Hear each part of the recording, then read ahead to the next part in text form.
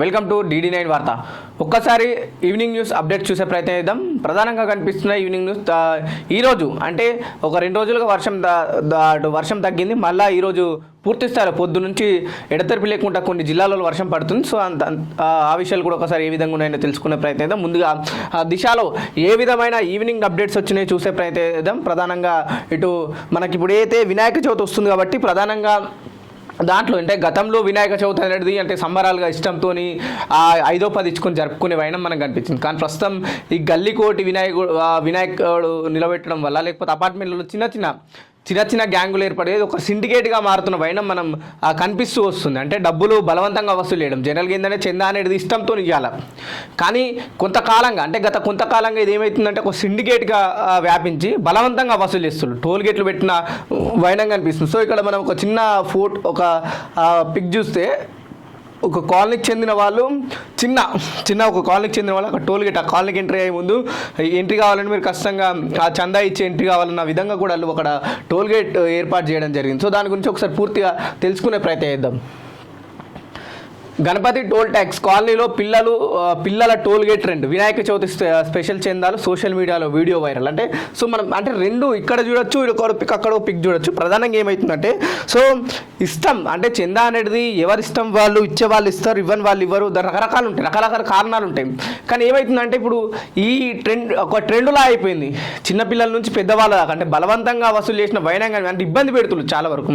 ఇళ్ళలోకి వెళ్ళు బలవంతంగా అపార్ట్మెంట్లో ఉన్న వాళ్ళకి వెళ్ళు కాలనీలో పెడుతున్నారు, అపార్ట్మెంట్లో పెడుతున్నాం మనం ఒక బలవంతంగా వసూలు చేస్తున్న వైనం కనిపిస్తుంది. అంటే చాలామంది వీటి ద్వారా ఇబ్బంది పడ్డారు. అంటే మేము వినాయకుడు పెట్టంగా కూడా ఎవరు వద్దన్నారు అంటే ఇష్టం, అందరికీ ఇష్టమే ఉంటుంది, పూజిస్తారు, చాలామంది దాన్ని గౌరవిస్తారు. కానీ ఈ బలవంతంగా చందాలు వసూలు చేయడం వల్ల కూడా ప్రజలు చాలా వరకు ఇబ్బంది పడుతున్నారు. అంటే అక్కడ ఒక్కరికి ఒక యూత్ కావచ్చు లేకపోతే ఒక గ్యాంగ్కి ఇవ్వడం వచ్చిన ప్రతి ఒక్కరికి ఇవ్వాలంటే కూడా సామాన్య ప్రజలు ఇబ్బంది పడే పరిస్థితి ఉండదు. సో దీనిపైన కూడా కాస్త నియంత్రణ ఉంటే బాగుంటుందని చెప్పేసి కూడా చాలామంది ఆశిస్తున్నారు. పక్కా ప్లాన్తో పసిడి చోరీ, 2 అరెస్ట్, పరారులో మిగతా నిందితులు. ఖజానా జ్యువెలరీ కేసును ఛేదించిన పోలీసులు. బీహార్కు చెందిన శివన్ గ్యాంగుగా గుర్తింపు. వారి వద్ద నుంచి 900 గ్రాముల వెండి స్వాధీనం. ఇప్పుడు ఏదైతే శ్రీలింగపల్లికి సంబంధించిన మనకి ఇక్కడ ఏదైతే చందానగరు ఖజానా జ్యువెలర్స్ వీళ్ళైతే దొంగలు చోరీ చేసిన వాళ్ళు బీహార్కి సంబంధించిన వ్యక్తులుగా అటు పోలీసు వాళ్ళు గుర్తించారు. సో ఇదైతే ప్రధానంగా శివన్ అనే ఒక గ్యాంగ్కి సంబంధించిన గ్యాంగ్ అని వాళ్ళు చెప్తున్నారు. సో కొంతమంది పరారులో ఉన్నారు, కొంతమంది ఒక 2 దొరికారని చెప్పేసి కూడా వాళ్ళు పోలీసులు షేర్లింగపల్లి పోలీసు వారు కూడా చెప్పడం జరుగుతుంది. మాగంటి ఫ్యామిలీలో ఆధిపత్య పోరు, టికెట్ నాకే అంటున్న మాగంటి సోదరుడు వజ్రనాథ్. గోపీనాథ్ సతీమణి పిల్లల నియోజకవర్గ పర్యటనలపై విమర్శలు. వజ్రనాథ్ వ్యాఖ్యలతో సొంత పార్టీలోని ముసలం గెలుపుపై గంపెడు ఆశలు పెట్టుకున్న కేసీఆర్. జూబ్లీహిల్స్ ఉప ఎన్నిక ముందు బీఆర్ఎస్కు భారీ షాక్ అని చెప్పేసి కూడా ప్రధానంగా ఒక వార్త హైలైట్ చేసింది దిశ. అంటే ఇప్పుడు ఏదైతే మాజీ అంటే ఎమ్మెల్యే మాగంటి గోపీనాథ్ గారు జూబ్లీహిల్స్కి ప్రాతినిధ్యం వహిస్తున్న ఎమ్మెల్యేగా బీఆర్ఎస్ పార్టీ తరపు నుంచి హఠాత్తుగా తన అనారోగ్యం బాగాలేక తను మరణించడం. సో దాంతో ఇటు బీఆర్ఎస్ పార్టీతోనే కాకుండా ఇతర పార్టీల వాళ్ళు కూడా ఆశావాహులు ఎక్కువైపోయారు. అంటే ఖచ్చితంగా ఈసారి జూబ్లీహిల్స్ ఎన్నికలు గెలవాలని చెప్పేసి కాంగ్రెస్ పార్టీ బలంగా నిర్ణయించుకుంది. ఎందుకంటే బీఆర్ఎస్ పార్టీ కూడా అంతే బలంగా నిర్ణయించుకో అంటే 2 విధాలుగా చూడొచ్చు. ఒకవైపు కాంగ్రెస్ అటు ఖచ్చితంగా మనం ఈ 2 సంవత్సరాల పాలన ఈ సీట్తోనే మనకు తెలిసే అవకాశం ఉందా, నిజంగా మనకు అంటే గవర్నమెంట్కి పాజిటివ్ ఉందా నెగిటివిటీ ఉందా, మన చేసే పనులు ప్రజల్లోకి వెళ్తున్నా వెళ్ళట్లేవా అని చెప్పేసి కూడా జూబ్లీహిల్స్ ఎన్నికపైన అటు కాంగ్రెస్ పార్టీ గట్టిగా నిలబడ్డది. ఇటు బీఆర్ఎస్ పార్టీ అంటే అటు మాగంటి గోపీనాథ్ సీనియర్ లీడర్గా బీఆర్ఎస్ పార్టీకి ప్రాతినిధ్యం వహిస్తూ వచ్చిండు. అంటే జూబ్లీహిల్స్ కంటిన్యూ అయ్యింది 3వ సారి. అంటే ఒకసారి టీడీపీలో గెలవడం జరిగింది, ఇది కంటిన్యూగా 3 సార్లు బీఆర్ఎస్లో గెలవడం జరిగింది. అంటే దాదాపు 4 పర్యాలు తన ఎమ్మెల్యేగా చేయడం వల్ల సో తనకంటూ సపరేట్ ఫ్యాన్ బేస్ ఉంది, తనకంటూ సపరేట్ ఒక క్యాడర్ ఉంది. కాబట్టి అటు ఒక కుటుంబంలోనే అటు వాళ్ళ తమ్ముడు ఏదైతే మాగంటి సోదరుడు వజ్రనాథ్ కూడా సోదరుడు అయితే మాగంటి గోపీనాథ్ సోదరుడు వజ్రనాథ్ కూడా ఆ టికెట్ ఆశిస్తుండు. సో ఒకవైపు మాగంటి భార్య కుమారులు కూడా నియోజకవర్గంలో వాళ్ళు తిరగడం జరుగుతుంది. అంటే పెళ్ళిళ్ళకి కావచ్చు లేకపోతే ఇంకేదన్నా అటు ప్రోగ్రామ్స్ కావచ్చు లేకపోతే జనాల దగ్గర కావచ్చు వెళ్ళడం వల్ల పూర్తి అంటే ఒకే పార్టీలో ముసలం నెలకొందని చెప్పేసి కూడా అటు వార్తలు వినిపిస్తున్నాయి. అంటే బీఆర్ఎస్ పార్టీ ఎవరికి మొగ్గు చూపుతుంది జనరల్గా ఏంటంటే పార్టీ ఎమ్మెల్యే కావచ్చు అక్కడ ఉన్న వాళ్ళు ఖాళీ అయినా లేకపోతే ఇంకేమైనా సరే చనిపోతే అంటే గతంలో చూసినాం ఎక్కువ శాతం అయితే వాళ్ళ వైఫ్కి ఇచ్చే అవకాశం ఉంటుంది. అంటే ఇన్ కేస్ వాళ్ళ వైఫ్కి కావచ్చు వాళ్ళ పిల్లలకి ఇంట్రెస్ట్ లేకపోతే వాళ్ళ సోదరులకి ఇచ్చే అవకాశం ఉంటుంది ఖచ్చితంగా పార్టీ. సో చూడాలి బీఆర్ఎస్ పార్టీ ఎవరిని ఎంచుకుంటుంది, నిజంగా మాగంటి గోపీనాథ్ ఫ్యామిలీని ఎంచుకుంటారు లేకపోతే ఇతర వాళ్ళు కూడా చాలామంది ఆశావాహులు ఉన్నారు. సో వాళ్ళు కూడా రెగ్యులర్గా అటు జూబ్లీహిల్స్ ఉప ఎన్నిక వస్తే మేము కూడా టికెట్ ఆశిస్తున్నాం కాబట్టి మేము కూడా తీసుకునే అవకాశం ఉందని చెప్పేసి వాళ్ళు ప్రజల దగ్గరికి వెళ్ళడం, వివిధ ప్రోగ్రాంలకు హాజరు కావడం. అంటే ఏదైతే మన గతంలో జనరల్ ఎలక్షన్స్ ముందు ఏ విధంగా అయితే యాక్టివ్గా ఉంటారో ప్రస్తుతం ఈ ఉప ఎన్నికకు కూడా అదేవిధంగా ప్రధానంగా మూడు పార్టీల నుంచి అదేవిధంగా యాక్టివ్ ఉన్నారు. ఒక బీఆర్ఎస్ పార్టీలో మాత్రం అంటే ప్రతి పార్టీలో ముసలం కొనసాగుతుందని ప్రత్యేకంగా మాగంటి గోపీనాథ్ ఫ్యామిలీలో కూడా తన మరణించిన తర్వాత అటు భార్యకు టికెట్ ఇస్తారా లేకపోతే మాగంటి వజ్రాంత్కు టికెట్ ఇస్తారనే విషయం కూడా వాళ్ళు అంటే ఆ ఫ్యామిలీలో చిన్న చిన్న గొడవలు నెలకొంటున్నాయని చెప్పేసి కూడా నాకు ఒక వార్త ప్రధానంగా వైరల్ అవుతుంది. ముళ్ళకంపతో గ్రామస్తుల నిరసన, అద్దెపల్లి బుట్టపల్లి రహదారి దయనీయం పరిస్థితి, రోడ్డు మూసేసిన ఆందోళన. అంటే రోడ్డు బాగాలేకపోతే ఎవరు పట్టించుకుంటున్నారు. సో దాన్ని వీళ్ళు అక్కడున్న ఆ ముళ్ళకంపలు వేసి వాళ్ళు ఒక నిరసన తెలుపుతున్నారు. పగిలిన గ్యాస్ పైప్ లైన్ భయాందోళనలు స్థానికులు అని చెప్పేసి కూడా ప్రధానంగా వార్త కనిపిస్తుంది. దొంగల ముఠ అరెస్టు, అరకిలో బంగారం, 92,500 నగదు రికవరీ, వివరాలు వెల్లడించిన జిల్లా ఎస్పీ నరసింహ అని చెప్పేసి కూడా ఈ ఖజానా జ్యువెలరీకి సంబంధించిన ఒక వార్త కనిపిస్తుంది. 4 జిల్లాలకు రెడ్ అలర్ట్, అతి భారీ వర్షాలు కురిసే ఛాన్స్, వాతావరణ కేంద్రం హెచ్చరిక. రాష్ట్రంలో భారీ వర్షాలు కొనసాగుతున్న వేళ వాతావరణ కేంద్రం హెచ్చరిస్తుంది. జయశంకర్, భూపాలపల్లి, మహబూబాద్, ములుగు, భద్రాద్రి కొత్తగూడెం జిల్లాలకు రెడ్ అలర్ట్ ప్రకటించింది. ఈ జిల్లాలకు ఇవాళ రేపు అతి భారీ వర్షాలు పడే అవకాశం ఉన్నట్టు పేర్కొంది. బంగాళాఖాతంలో అల్పపీడనం ప్రభావంతో ఈ నెల 19 వరకు రాష్ట్రంలో విస్తీర్ణంగా వర్షాలు కురుస్తాయని చెప్పేసి కూడా వెల్లడించింది. అంటే గత కొంతకాలంగా ఇటు తెలంగాణ వ్యాప్తంగా ఆంధ్రప్రదేశ్ వ్యాప్తంగా భారీ నుంచి అతి భారీ వర్షాలు పడే అవకాశం ఉందని చెప్పేసి ఇటు ఒక వారం రోజులుగా వాతావరణ శాఖ హెచ్చరిస్తూ వస్తుంది. సో రేపు కూడా కొన్ని అంటే మహబూబాద్, ములుగు, భద్రాద్రి కొత్తగూడెం జిల్లాల లాంటి వాటిలో అతి భారీ వర్షం కురిసే అవకాశం ఉందని చెప్పేసి కూడా వాతావరణ శాఖ ముందే హెచ్చరిస్తుంది.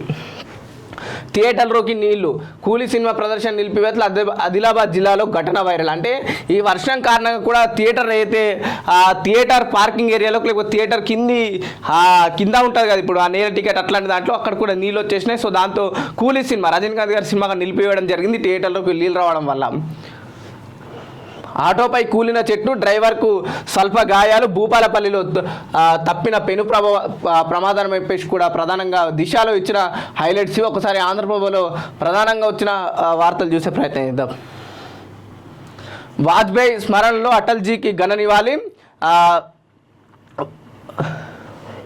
సయ్యద్ అటల్ వద్ద రాష్ట్రపతి ప్రధాని అంజలి, పలువురు కేంద్ర మంత్రులు హాజరు, సోషల్ మీడియాల ద్వారా చంద్రబాబు, రేవంత్ నివాళి. భారతరత్న మాజీ ప్రధాని అటల్ బిహారీ వాజ్పేయి వర్ధంతి సందర్భంగా శనివారం యావత్ భారత్ జాతి ఘన నివాళులు అర్పించింది. రాష్ట్రపతి ముర్ము, ప్రధాని మోదీ ఈ ఉదయం ఢిల్లీలోని సయ్యద్ అటల్ స్మారక చిహ్నం సమాధి వద్ద మాజీ ప్రధానికి పుష్పాంజలి ఘటించారని చెప్పేసి కూడా అటు ప్రధానంగా వార్త కనిపిస్తుంది.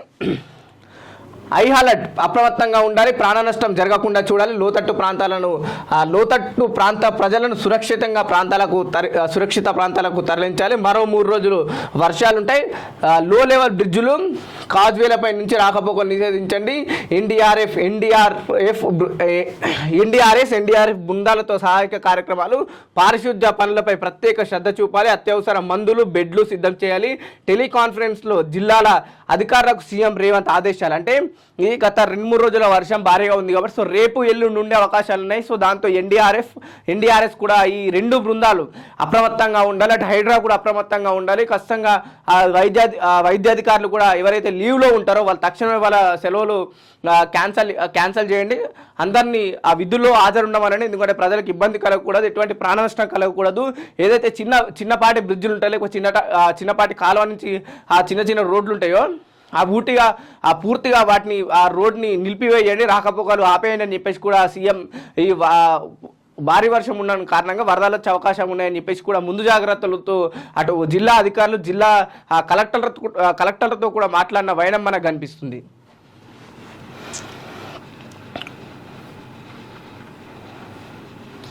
ఉపరాష్ట్రపతి అభ్యర్థి కోసం వేట ఎంపికకు కసరత్తు చేస్తున్న ఎన్డీఏ రేపు బీజేపీ పార్లమెంటరీ బోర్డు సమావేశం అభ్యర్థిని నిర్ణయించే అధికారం మోదీ షాకు అప్పగింత.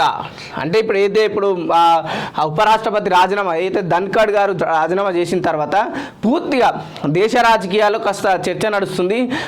ఉపరాష్ట్రపతికి నెక్స్ట్ ఎవరు ఎన్నిక అవుతారనే విషయంలో కూడా అటు పూర్తి స్థాయిలో చర్చ నడుస్తుంది. దానికి బీజేపీ నుంచి ఎవరు ఎన్నిక కావాలని నినాదం కూడా బలంగా వినిపిస్తుంది. ఎవరైతే అటు వాళ్ళ బీజేపీ పార్టీ పెద్దలు లేకపోతే సంబంధించిన నాయకులు ఎవరైతే ఉన్నారో సో ఇద్దరు నాయకులకు అప్పగించి మీరు ఎవరిని ఎంచుకుంటారు, సో మేము ఎవరికి మద్దతు ఇవ్వాలని చెప్పేసి కూడా అటు బీజేపీ నాయకులు కూడా వాళ్ళ ఒక ప్రధాన ఒక మాటను తీసుకెళ్లడం జరిగింది.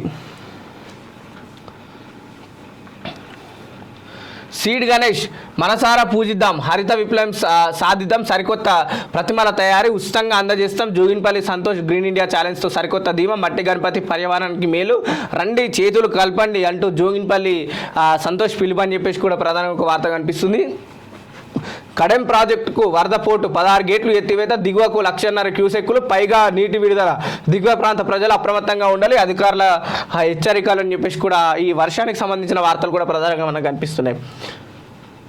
పోలవరంలో వరద ఉధృత, కాపర్ డ్యాంకు డ్యామేజ్, 10 అడుగులు వెడల్పు 8 అడుగుల లోతున ధ్వంసం, గతంలోనూ దెబ్బతిన్న కాపర్ డ్యాం ప్రమాదం ఏమీ లేదంటున్న నిపుణులు.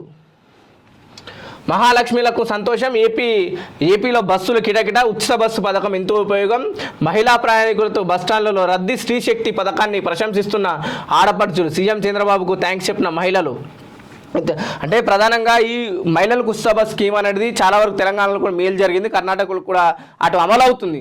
సో ఇక్కడ ఇదే పథకాన్ని అటు ఏపీ కూటమి ప్రభుత్వం ఏపీలో ఉన్న కూటమి ప్రభుత్వం కూడా ప్రధానంగా అధికారంలోకి రానికి అటు కూటమి ప్రభుత్వం ఇచ్చిన హామీలో భాగంగా ఈ ఉచిత బస్ ప్రయాణం ప్రస్తుతం నిన్న ఆగస్టు 15 సందర్భంగా అంటే స్వాతంత్ర దినోత్సవం సందర్భంగా స్త్రీశక్తి పేరుతో అటు పూర్తిగా ఏపీ మహిళలందరికీ ఉచిత బస్ ప్రయాణం వాళ్ళు కొనసాగించడం జరుగుతుంది. సో ఇక్కడ అయితే గందరగోళాలు నెలకొన్నాయో, కాస్త బస్సులో చిన్న గొడవలు లేకపోతే అక్కడక్కడ ఆ ఇష్యూస్ అయినాయో, సో దాన్ని పూర్తిగా తెరపైకి అంటే ఇట్లాంటి ఘటనలు మళ్ళీ జరగకుండా కూడా అటు పునరావృతం కాకుండా కూడా అటు తెలంగాణలో ఏది జరుగుతున్నాయో అట్లాంటి ఏపీలో కాకుండా అటు ఆ ఏపీ ప్రభుత్వం జాగ్రత్త తీసుకుంటుందని చెప్పేసి కూడా వాళ్ళు చెప్పడం జరుగుతుంది. మరోవైపు స్త్రీలు కూడా సంతోషంగా ఉన్నారు, ఉచిత బస్ మాకు ఎంతో మేలు అని చెప్పేసి కూడా అక్కడున్న ఏదైతే మహిళలు భావిస్తున్నట్టు కూడా మనకు ప్రధానంగా ఒక వార్త కనిపిస్తుంది.